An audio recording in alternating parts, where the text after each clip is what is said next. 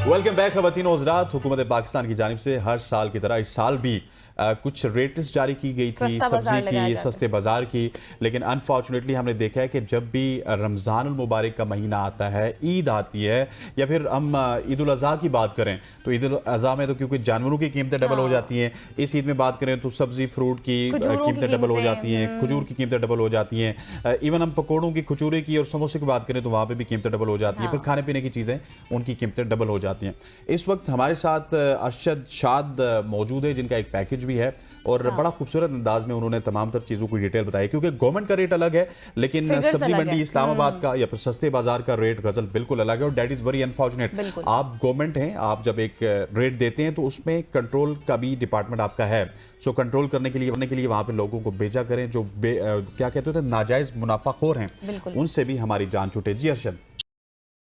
रमजान मुबारक में हुकूमत ने अवाम को रिलीफ फराहम करने के दावे तो बहुत किए, मगर मनसूबाबंदी करना शायद भूल गई। हुकूमत की जानिब से मुहैया की गई रेट लिस्ट पर जो कीमतें फिरोख्त मुख्तस की गयी वो होलसेल की कीमतें खरीद से भी कम हैं। रेट लिस्ट बनाने वाले किस मंतक के तहत निर्ख तय करते हैं, अल्लाह ही जाने। ABN न्यूज ने दुकानदारों की शिकायत पर मंडी का रुख किया तो यह हकीकत खुलकर सामने आई। होलसेल मंडी में सेब की कीमतें खरीद 340 रुपए, जबकि हुकूमती रेट लिस्ट में कीमतें फिरोख्त 310 यानी फी किलो 30 रुपए का नुकसान। अमरूद की कीमतें खरीद 244, जबकि रेट लिस्ट में कीमतें फिरोख्त 208, फी किलो नुकसान 26 रुपए। स्ट्रॉबेरी की कीमतें खरीद 350, जबकि रेट लिस्ट में कीमतें फिरोख्त 305, फी किलो 45 रुपए का नुकसान। केले की फी दर्जन कीमतें खरीद 290, जबकि रेट लिस्ट में कीमतें फिरोख्त 240 यानी 50 रुपए फी दर्जन का नुकसान। दुकानदार कहते हैं मुनाफा तो दरकिनार, शाम को नुकसान का तखमीना लगाते हैं। आवाज उठाने पर गिरफ्तार और जुर्माना भी किया जाता है। सही, बहुत शुक्रिया अरशद शाद की रिपोर्ट आपने देखी है और जिस तरह से उन्होंने बिल्कुल तमाम तर बाज़ारों का जो है विजिट किया, वहाँ पर जो रेट लिस्ट आवेज़ा की गई थी जिसमें फिगर्स अलग थे, हुकूमत के हवाले से जो बताया जाता है वो फिगर्स अलग होते हैं। इवन दैट कि मैंने खुद भी एक बाज़ार का विजिट किया जहाँ पर देखा कि जो सब्ज़ी थी वो इतने मॉल्डी फूड्स पड़े हुए थे, गले सड़े, और वो कह रहे थे कि बस इस तरह की सब्जी और ये कम पैसों में जो है वो दे दी जाए। खैर, अब हम लाहौर का रुख करते हैं जहाँ से लाइव हमारे साथ मौजूद है शेख रशीद साहब। जी शेख साहब, बताइएगा क्या रेट चल रहे हैं वहाँ पर?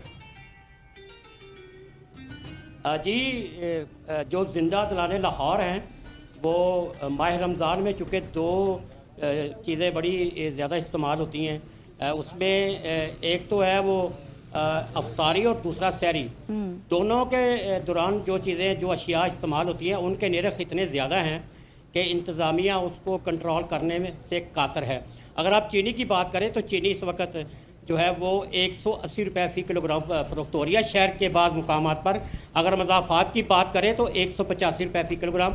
इसी तरह अगर आप घी की बात करें, कुकिंग ऑयल की बात करें तो वो भी 550 रुपये फ़ी किलोग्राम से ज़ायद पर फ़रोख्त किया जा रहा है। अगर फ्रूट की बात करें जो कि वेरी वेरी इंपॉर्टेंट है अफ्तारी में, जिसकी फ्रूट चाट बनती है, मगर आप सेब की ख़रीदारी नहीं कर सकते, केला नहीं खरीद सकते जो कि 300 रुपये दर्जन है। सेब की बात करें तो वो 400 रुपये फ़ी किलोग्राम है। अमरूद की बात करें 250 रुपये फ़ी किलोग्राम है। अगर किन्नों की बात करें तो वो 450 रुपये फ़ी दर्जन है। तो ऐसी सूरत हाल में आप देख सकते हैं, कह सकते हैं कि रोज़ादार कितनी तकलीफ़ में होगा कि अफ्तारी में उसको अगर फ्रूट चाट ना मिले, अफ्तारी में अगर उसको 60 रुपये का या 70 रुपये का समोसा मिले, अफ्तारी में अगर उसको जो है वो 800 रुपये 900 रुपये फ़ी किलोग्राम पकौड़े मिले, तो आप अंदाज़ा लगा लें। That is very unfortunate. Sheikh साहब, मुझे ये भी बताइएगा कि आप इस वक्त मार्केट में खड़े हैं, वहाँ पे बहुत सारे लोग भी होंगे आपके साथ, अगर उनसे बात करके हमें बता सकें कि आवाम के क्या जज्बात हैं, तासुरात हैं, क्योंकि वो तो बड़े मौजूद थे लेकिन वो इंतज़ार करके लोग मौजूद थे लेकिन वो इंतज़ार करके चले गए हैं।